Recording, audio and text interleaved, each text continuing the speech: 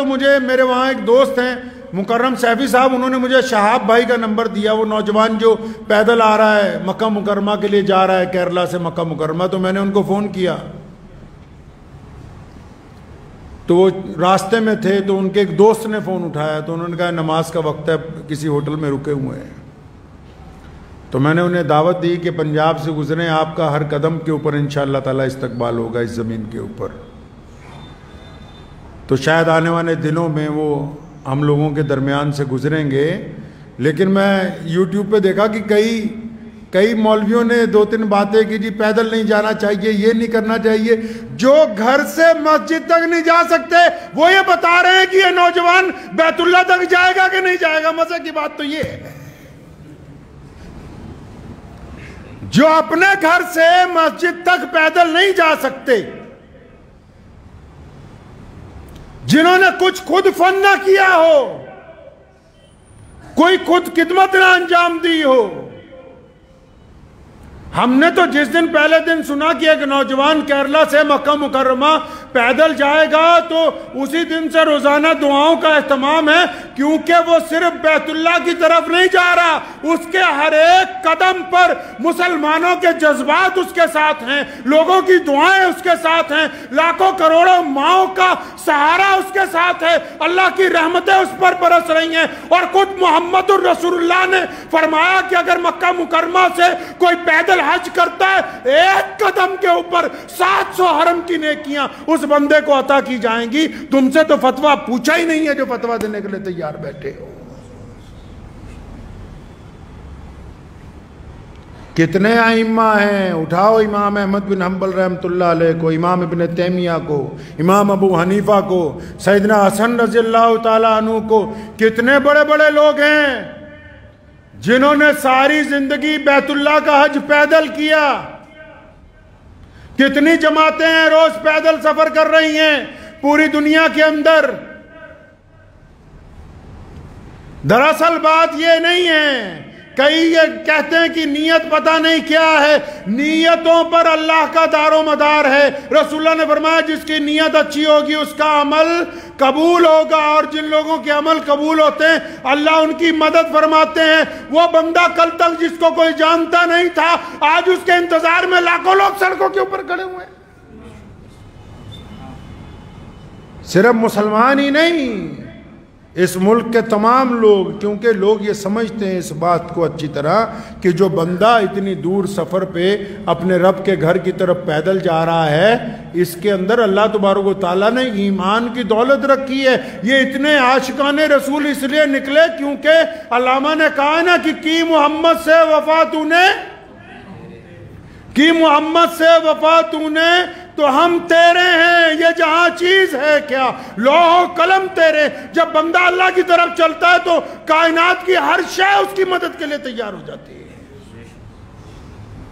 मुबारकबाद देने की बजाय 1-2 लोगों ने, एक साहब की मैं मुख्तसर सी बात सुन रहा था, तो वो फरमा रहे थे कि मैं ये फतवा दे रहा हूँ, मैं ये कर रहा हूँ, मैं वो कर रहा हूँ। तो मुझे बड़ी हैरानी हुई। मैं कहा अगर ये वाकई बहुत अच्छा फतवा देने वाले हैं, अगर इनमें वाकई इस्लाम का दर्द है और ये इस बात को समझते हैं कि कौन सा अमल इस्लाम में नया है कौन सा पुराना है, अगर इनके वाकई सीने के अंदर एक धड़कता हुआ दिल है, अगर वाकई इनके अंदर जज्बात हैं, अगर वाकई ये कोई जिंदा दिल मौलवी है, अगर वाकई इस मुफ्ती के कलम में बसीरत है, इसमें ताकत है, तो जब किसी का घर गिराया जाता है उस वक्त इसका फतवा क्यों नहीं चलता? जब किसी को नाजायज कैद में डाल दिया जाता है उस वक्त इसकी जुबान क्यों नहीं खुलती? यह सिर्फ मुसलमानों को परेशान करने के लिए, मुसलमानों को तकलीफ पहुंचाने के लिए इनका कलम चलता है। हाँ, अगर इनका कलम उस वक्त चला होता तो आज इस कलम के आगे हम सर हमें तस्लीम कर देते। लेकिन पता ये लगा कि इनको हसद की बीमारी लग गई, हसद की बीमारी लग गई।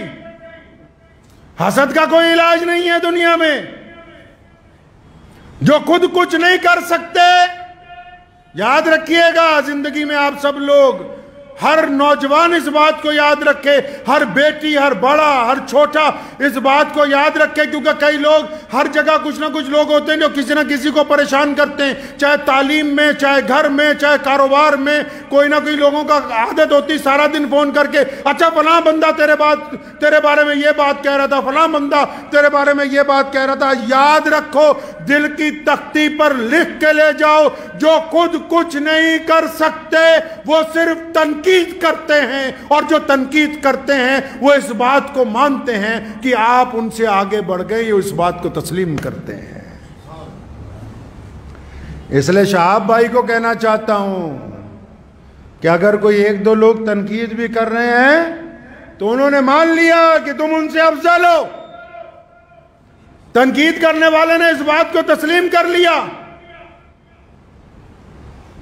हर साल 1-2 हाजी पैदल पहुंचते हैं, आपको पता है, लेकिन ये सरकारी मौलवी तब नहीं बोले।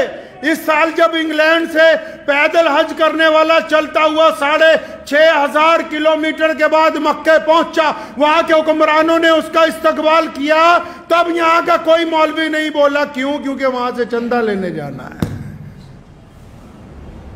पिछले साल रशिया से, कोहे कफकाज से हमारा एक बहादुर भाई 13,500 किलोमीटर का सफर करके बैतुल्लाह के हज के लिए पैदल गया। ये पहली बार नहीं ऐसा हो रहा है। अभी पूरी दुनिया के सारे मुल्कों में से एक नौजवान अकेला मोटरसाइकिल की सवारी करके इस हज के अंदर शामिल हुआ है। तो ये जो अब पैदल जा रहा है, आप क्या समझते हैं कि इसके पैदल चलने से सिर्फ शहाब भाई का हज होगा? नहीं, जब वो शहाब पैदल चलता है तो लाखों दिलों के अंदर बैतुल्लाह को देखने की तड़प पैदा होती है। इसको सवाब उसको नहीं मिलेगा।